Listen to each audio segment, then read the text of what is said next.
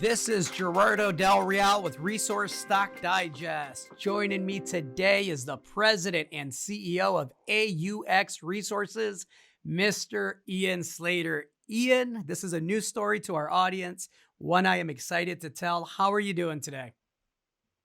Oh, I'm doing excellent. We're doing really well. Got a great resource market and a great project. Times are good.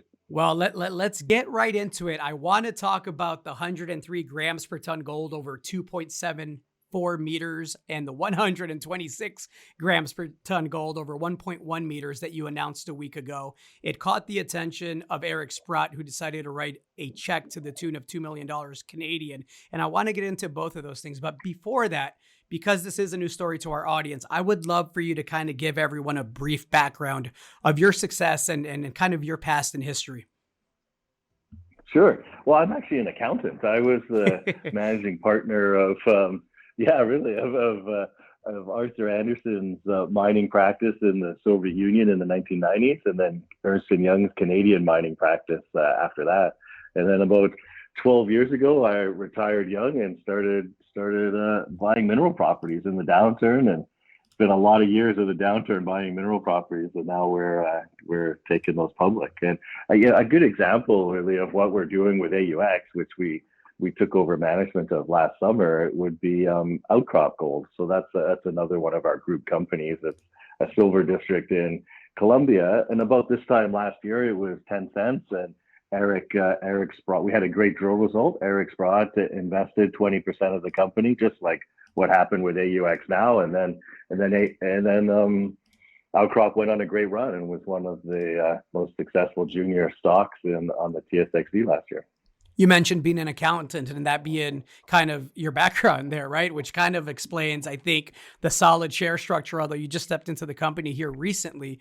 The structure is something I always look at. It's literally the first thing, that in management. And I believe you have just over, 43 million shares outstanding, pre-financing with Mr. Sprott, and then fully diluted right around 55 million. Is that accurate? Yeah, that's exactly right. That's the first thing we do too when we take over management of a company is we fix the share structure, we get the right shareholders in and get going drilling. Excellent. Let's talk about the drilling. Let's talk about the project. I referenced the excellent results that caught Eric's attention here recently. It also caught the attention of the market. Can you tell us a bit about the project, and then we'll talk about the approach here moving forward? Sure. So it was called the Georgia River Mine, and it was mined by the Guggenheim family in the 1930s. They were mining an ounce material there, and it's very close to Stewart. It's very accessible. It's about 10 kilometers down the Portland Canal, so you could barge down there, and then they had a road going up to the mine. It's had exploration, back in like 1990, and interestingly, when they drilled it back then, they only sampled the obvious high-grade quartz veins, and they left the whole core sitting at site. So as a bonus, we managed to salvage 5,000 meters out of the 12,000 meters that was left there, and we're going to be press releasing that soon. And it looks really interesting. It looks like especially the shoulders of those areas, some of those were mineralized, and there are mineralized areas in that core that wasn't sampled just because it wasn't obviously mineralized 30 years ago. And then the new drilling that we did was we stepped out hundreds of meters from the mine, and the press release we're working on now with the historic logging, we're actually going to show a series of cross sections as you step away from this mine, and that these high grade results like this, if you combine it with our current results and the 1990 results and the relogging we've done of that, it'll be obvious to all the readers as you step out hundreds of meters, these drill holes just keep continuing, and that vein keeps continuing at these kind of grades. There's gold and silver in the system, obviously. Can you walk me through how it's distributed thus far? And I know a lot of that's going to be updated once you get the historic diamond drill core assays verified, right? Yeah, sure. Right now, it's at the Georgia project. It's really like around 1-to-1. There is silver in it, but it's not the economic driver of the Georgia mine. I mean, one thing I wanted to tell your listeners about is is we have another project. Oh, we have about a dozen projects in AUX, but one that we purchased last summer is called Silver Crown, in just north of Stewart, a few kilometers, and it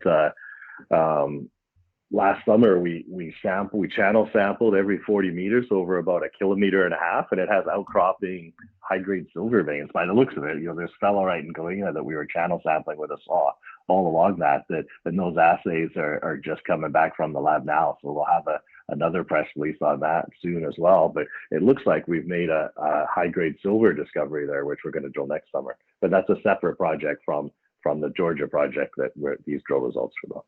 Well, Ian, you have a great team. You have the cash position here with the financing that was recently announced. You have assays pending from multiple programs. Is there anything else that you'd like to add? Yeah, I think the key part of it is well, like you said, the team. We have 3 PhD geologists that are working on this project, but also at a senior level, we have Thomas Mumford and Brad Rourke from Scotty Resources who are our partners on this. And those guys are excellent operators in the Golden Triangle. They've been working there for many years, and Brad's lived for decades in Smithers. They know all the contractors and exactly how to work in northern BC in a short season. And it really is a skill that you need to have to be able to efficiently get in there and get these programs done. And they've got a great base in Stewart that they work out of that just made it so efficient for drilling AUX. Last summer, we were in and out on that 3,600 meter program in a month. And it was under budget. That never happens. So we were very, very lucky to have that team managing the operations on a day to day up there. Well, I'm looking forward to results, and I'll tell you why, because I know that the current land package was picked up over a 12-year period. This isn't a land package that, you recognize was an area that was getting, the flavor of the month treatment. You rushed in and just staked a bunch of land. It's a real project. It's a real land package, and I'm excited to get the assays back and start seeing how that story develops. Ian, I want to thank you for your time. Anything else there? No, that's it. Yeah, it's exactly right. It's been acquired over 12 years. And then the 2 projects we acquired last summer, Independence and Silver Crown, those were in high demand. There was lots of the other juniors in Stewart where we're trying to acquire those properties, which we managed to pull together.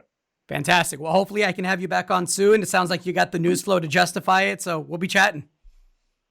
So I'd love to. Thank you. All right. Thanks a lot, Ian. Thanks.